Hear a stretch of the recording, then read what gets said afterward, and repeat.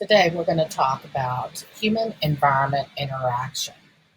Your big ideas. Why do geographers study relationships and patterns among and between places? How do geographers use maps to help them discover patterns and relationships in the world? How do geographers use a spatial perspective to analyze complex issues and relationships? Your enduring understanding. Geographers analyze relationships among and between places to reveal important spatial patterns. By the end, you should be able to talk to sustainability, natural resources, land use, environmental determinism, and possibilism.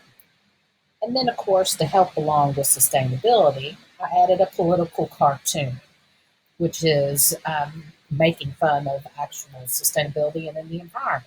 The skulls of your enemies are much more environmentally friendly than plastic cups. Just saying. So this guy is saying it's better for us to kill people and drink out of their heads instead of use plastic cups. That is obviously extreme and not something we want to be doing. There are definitely other ways to sustain the environment. Your essential knowledge. Concepts of nature and society include sustainability. Sustainability is any kind of development that serves the current needs of people without making it harder for people in the future to live. This is a modern day problem with mass consumption and increased population density. And it's people are placing a greater burden on the environment. Think of India. In India, their population is so large, there's not enough space for everybody to live, and it's causing massive problems with pollution. Sustainability is such a concern that the United Nations have developed 17 sustainable developmental goals that are covered in Unit 7.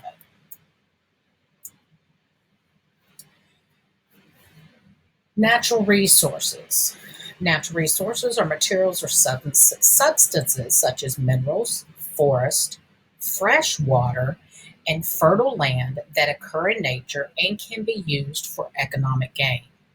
Managing these resources is very important as overconsumption is a major threat. Analysis of consumption has shown that historical methods of conservation were not effective in slowing down the decline of these resources. As a result, national and global efforts have been implemented with the understanding that resource management is a social, economic, and political concern.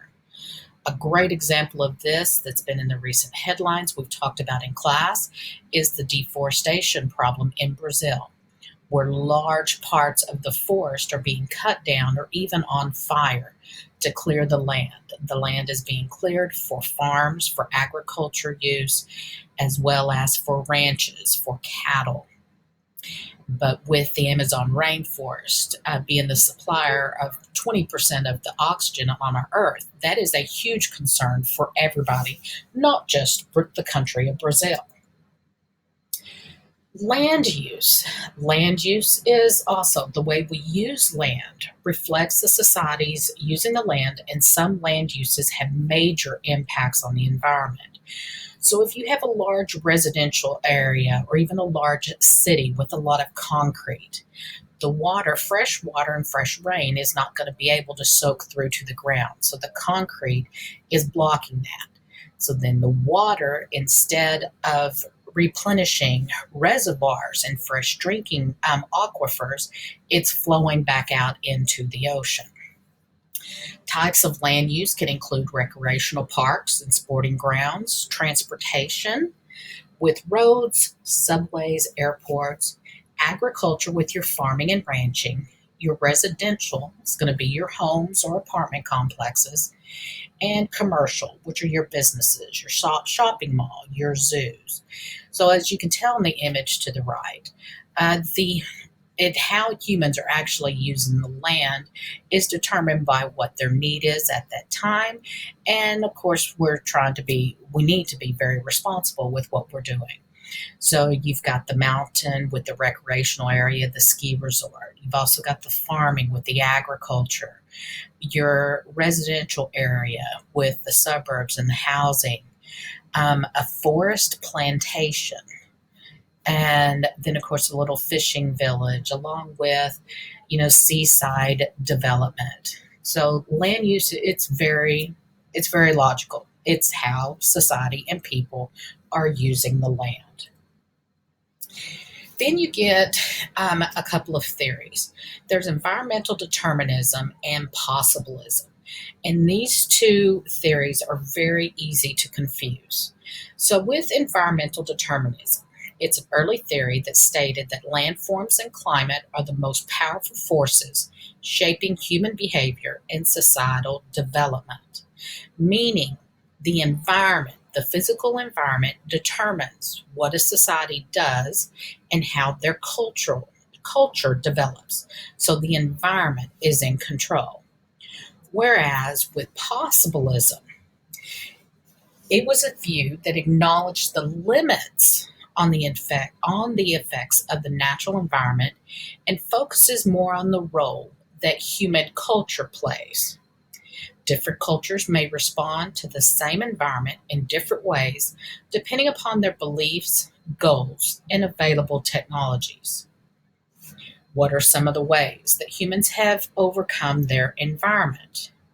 Well, one of the ways we've done it is by redirecting rivers and redirecting irrigation. The picture on the right shows Las Vegas, what Las Vegas used to look like. It was a desert with little to no rain every year, and of course, nothing on it. So when you have an area like that, people typically do not want to live there because, of course, we lack our air conditioning. Where today, the city is massive. People visit it from all over the world, and water has been redirected into that area, and it's all based on the possibilism of the availability of the technology and the determination of the people to determine exactly what they're going to build and where they're going to do it. That, of course, again, is based on availability of technology and money.